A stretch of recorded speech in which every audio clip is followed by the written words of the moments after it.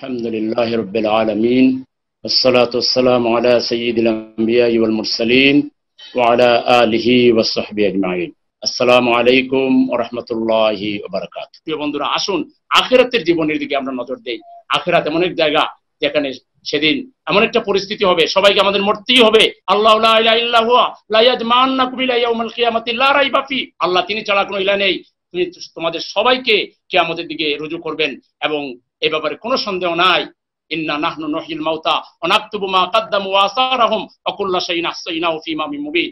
আমি অবশ্যই তোমাদেরকে পুনরুজ্জীবিত করব এবং তোমাদের সকল কাজ আমি লিখে রাখতেছি। এখন যা করতেছো আর তোমরা যা রেখে যাবা চিহ্ন, সেটাও আমি লিখে রাখতেছি, সব কিয়ামতের দিন দেখতে পাবা। সুতরাং প্রিয় ভাইরা, সেই যে আখিরাত, যে আখিরাত যেদিন কেউ কারো কোনো উপকারে আসবে না। ইয়াউমা ইয়াফিরুল মারউ মিন আখিহি ওয়া উম্মিহি ওয়া আবিহি ওয়া সাহিবাতিহি ওয়া বানিহি লিকুল্লি ইমরিইন মিনহুম ইয়াউমাইযিন শাআনুন ইউগনিহি। সেদিন মানুষ তার ভাই থেকে, তার মা থেকে, তার পিতা থেকে, তার সন্তান থেকে, তার স্ত্রী থেকে সে পালাতে থাকে। একটা নেকির জন্য পেরেশানি হয়ে ইয়া নফসি বলে দৌড়ানো হবে।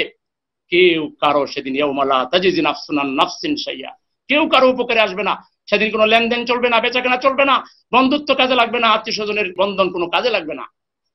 সেই দিন যখন শুরু হবে, যখন ইসরাফিল আলাইহিস সালাম সিংহে ফু দিবেন, ইজা জুলজিলাতিল আরদু জিলজালাহা ওয়া আখরাজাতিল আরদু আসকালাহা ওয়া ক্বালাল ইনসানু মা লাহা ইজাস সামাউন ফাতারাত ওয়া ইজাল কাওয়াকিবু ইনতাসারাত ওয়া ইজাল বিহারু ফুজ্জিরাত ওয়া ইজাল কুবুরু বু'সিরাত আলিমাত নাফসুম মা কদ্দামাত ওয়া আখখারাত আল কারিয়াতু মাল কারিয়া ওয়া মা আদরাকা মাল কারিয়া। সব দুর্ঘটনায় সব শেষ হয়ে যাবে। বিচার শুরু হইতেই দুনিয়ায় থেকে আমরা খবর থেকে উঠবো, আমরা খালি পায়ে, নগ্ন দেহে। আমাদের পায়ে কোনো স্যান্ডেল থাকবে না, পরনে কোনো কাপড় চোপড় থাকবে না। আয়েশা বলেন, ইয়া আল্লাহর রাসূল, মানুষকে সেদিন লজ্জাবোধ হবে না? আল্লাহ রাসূল বলেন, মানুষ তো কেউ কারো দিকে তাকাইবার সময় পাবে না। কিছু লোক আদম আলাইহিস সালামকে যাবে, হে আদি পিতা, আমাদের জন্য কিছু করেন। তুমি বলুন, আমি পারবো না। এভাবে দৌড়াইয়া সবাই লাস্টে মুহাম্মদ সাল্লাল্লাহু আলাইহি ওয়াসাল্লাম কাছে যাবে। মুহাম্মদ সাল্লাল্লাহু আলাইহি ওয়াসাল্লামকে আল্লাহ বলবেন, হে নবী, হে আমার হাবিব, মাথা উঠাও, চাও কি চাও? নবী বলবেন, ইয়া আল্লাহ, বিচার শুরু করে দেন, আমার উম্মতরা বড় কষ্টের মধ্যে আছে।